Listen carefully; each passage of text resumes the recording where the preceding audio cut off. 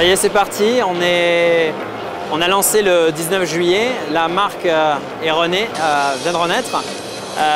Voilà, avec Grande Punto le lancement et le 10 septembre dernier, l'A500.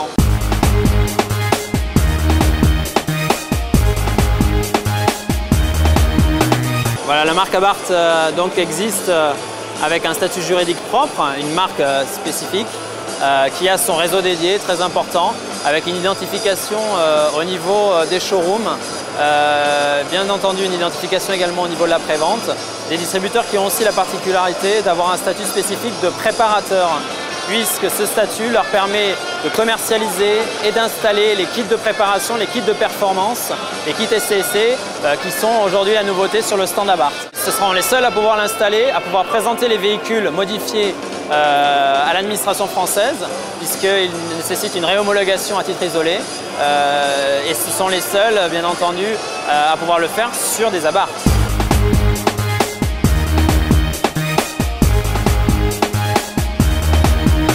Nous avons 7 distributeurs, donc Paris qui est le dernier qui vient d'ouvrir, Marseille, Grenoble, Bordeaux, Strasbourg, Montbéliard, Nancy vont ouvrir sur le mois d'octobre Lyon, Thonon-les-Bains et Cannes, suivi de très près par encore des distributeurs sur Lille, Orléans, Nantes, Montpellier et puis Toulouse. Donc une quinzaine de concessionnaires à l'horizon début d'année 2009.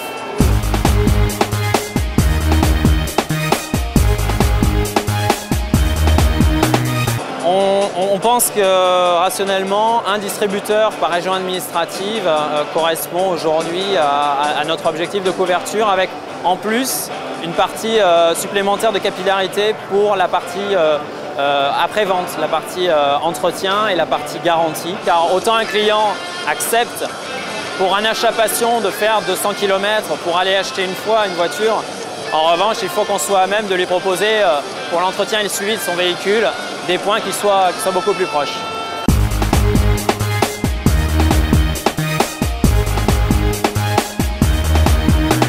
Il y a un objectif qui est peu au prou de 1000 voitures l'année prochaine, avec un mix de 150 Grande Punto et le reste en 500. Voilà à peu près une idée de volume pour l'année prochaine.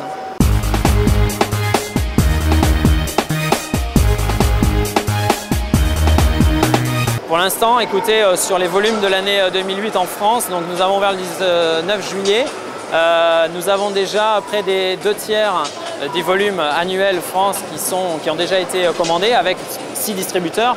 Paris vient de se lancer, donc ça va très vite et il y a un très fort engouement pour les produits Abarth.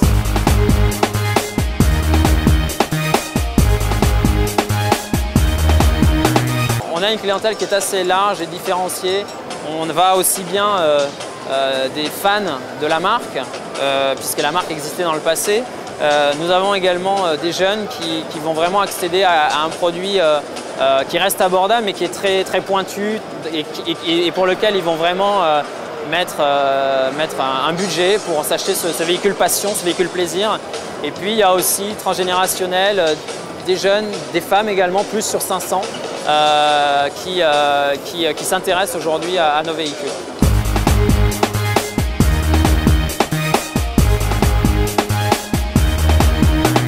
Aujourd'hui, Abarth a existé et a un héritage fort. Il y a un homme derrière le nom Abarth. Carlo Abarth était une personne qui a créé cette structure à l'époque. En revanche, on n'a pas d'approche nostalgique sur la marque. Les produits Abarth et le concept Abarth est quelque chose qui est vraiment dans l'air du temps. Alors pourquoi? Parce qu'on a des véhicules qui proposent une personnalisation forte, on a des produits qui sont extrêmement évolutifs, à l'instar de la téléphonie mobile où on achète un téléphone et ensuite on va le faire évoluer avec de la mémoire en plus, avec de la personnalisation. On est vraiment dans l'air du temps avec une offre sur l'automobile qui est vraiment différenciante et on revient à des produits petite cylindrée, faible consommation, émissions de CO2 réduites, contenu et pourtant des véhicules plaisir. On essaye et ce qu'on propose, c'est de décomplexer le fait de se dire on peut rouler aujourd'hui faible consommation, faible émission et pourtant se faire plaisir.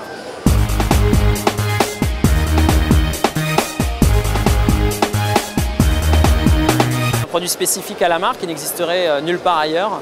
Voilà pour les projets. On a bien sûr l'animation avec les kits puissance, donc sur lesquels on a déjà lancé sur Orne Punto. On présente en avant-première mondiale sur 500 ici au Mondial de Paris. Et dans le futur, il y aura des évolutions des différents produits.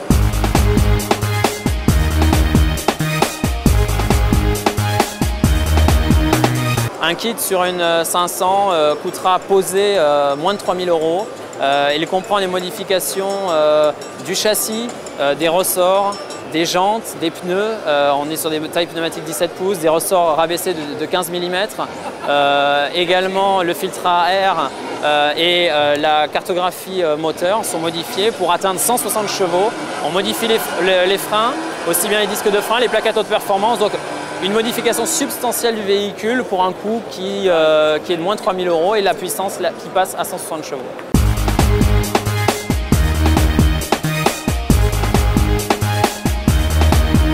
Punto est moins cher, donc elle est à 17 990 €. La 500 est à 18 500 €.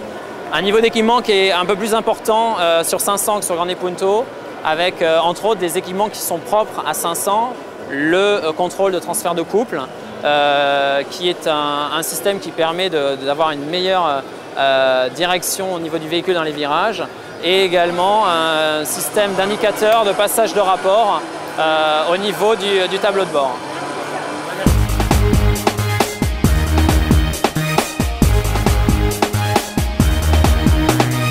Il y a aujourd'hui le projet donc, de faire courir les Assetto Corse qui sont des 500 allégés qui posent 920 kg, qui font 190 chevaux, une formule qui sera en ouverture des Ferrari Challenge et également une Cup qui permettra en fait d'avoir pour un coût réduit, puisqu'il tournerait autour de 2 500 € la possibilité pour tout un chacun de participer à une expérience course avec le véhicule et l'équipe. A priori, dès le mois de mars, on aurait la mise en place de l'ouverture des Ferrari Challenge.